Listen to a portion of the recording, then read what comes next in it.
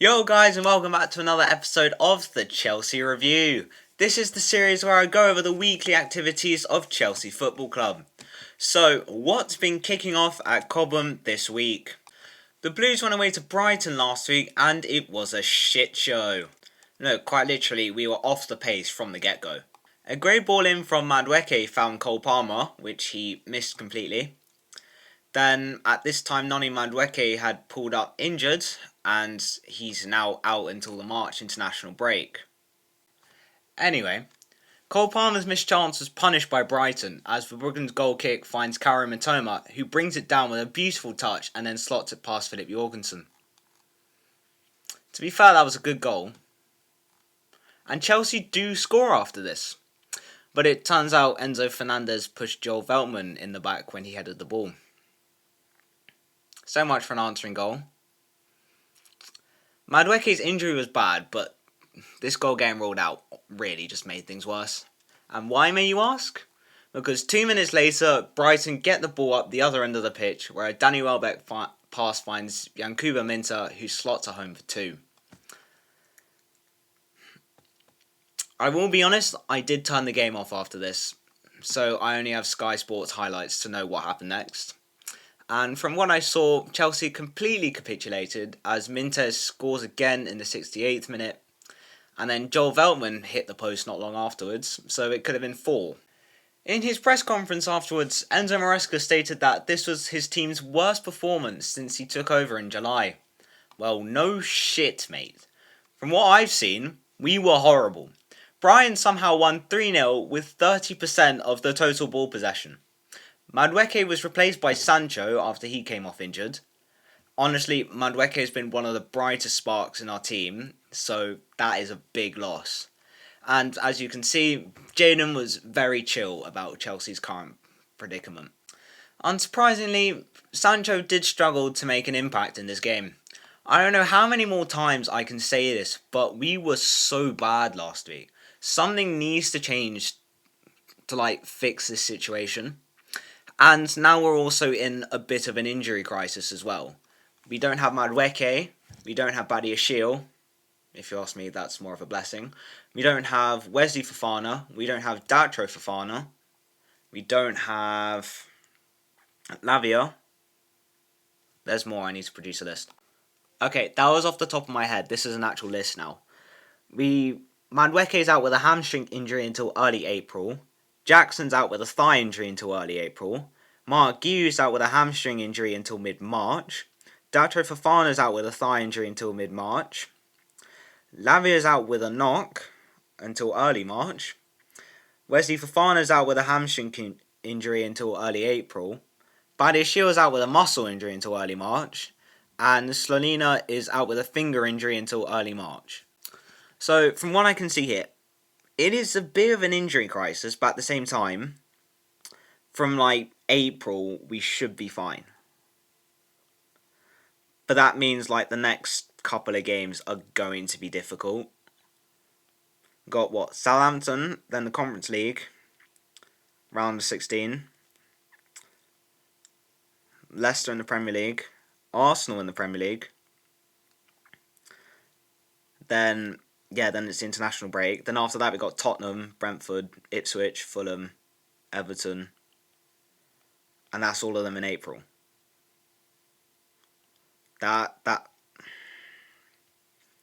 next couple of games are definitely going to be tricky with the amount of injuries that we have. Thankfully, they're relatively short, which means that we should be getting better as time goes on. I hope. Needless to say, let's just hope this bad form doesn't continue into next week.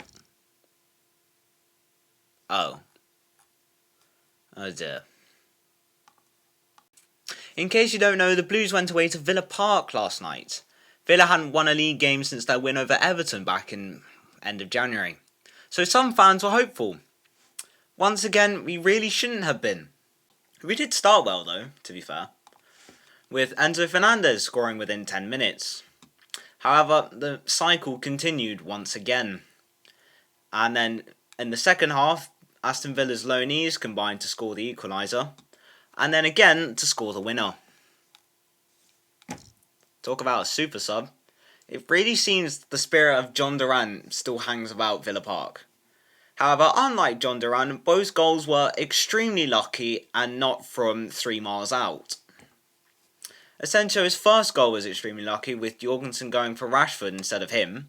However, the second goal was an absolute howler from Jorgensen, who caught Asensio's shot only for the ball to roll into the back of his own net. It's like fucking hell. It was like having Robert Sanchez in goal. Okay, I shouldn't say that. That's actually quite mean. He has been good until now, and everyone has their off days and everyone makes mistakes. But this means, combining with all of Robert Sanchez's errors, this is Chelsea's 6th mistake that has led to a goal. Like, what the fuck? We have 8 goalkeepers, and yet the 2 we want to use are these 2, who are arguably the worst 2 out of all of them. Okay, once again, this is a bit mean on Jorgensen, but he has been quite good this season. And I've already shared my thoughts on Robert Sanchez, and you know how I feel about him. Christopher Nkunku did nothing again.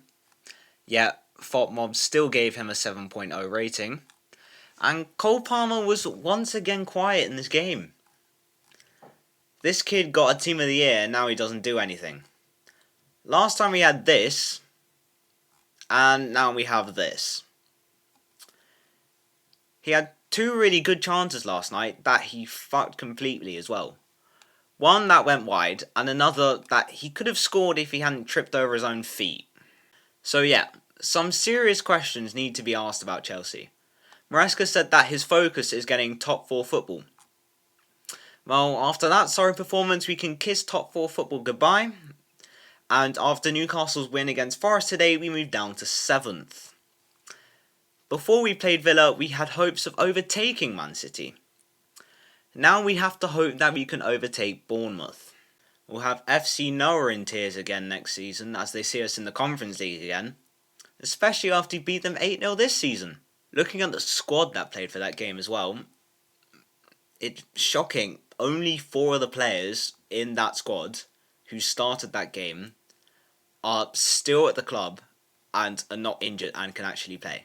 In some other news, Kendry Pyers arrived at Cobham this week to begin the adaptation process before he officially signed for us in the summer. Honestly, after last night's performance, I won't be surprised if he wants to stay in Ecuador. So our next fixture is Southampton on Tuesday. We beat them 5-1 last time out, and Sancho even scored his first Chelsea goal at St Mary's. Hopefully he can score again here, and we don't have to rely on Enzo Fernandez doing everyone else's job. However, the way we're playing, I will not be surprised if we draw or even lose. Which is why fans have decided to protest against Chelsea's current ownership before this game. I mean, it's fair enough, I really don't think it'll change anything. Well, the good news is, no matter how bad we are this season, we can always rely on Man City being worse.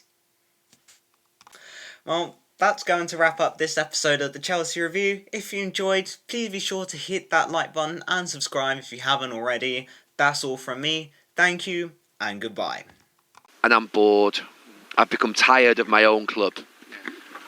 I don't want to do their games anymore. I don't want to watch their games anymore. And that is the saddest indictment that you can have of your football club, when you become bored of watching them, when you become tired of watching them.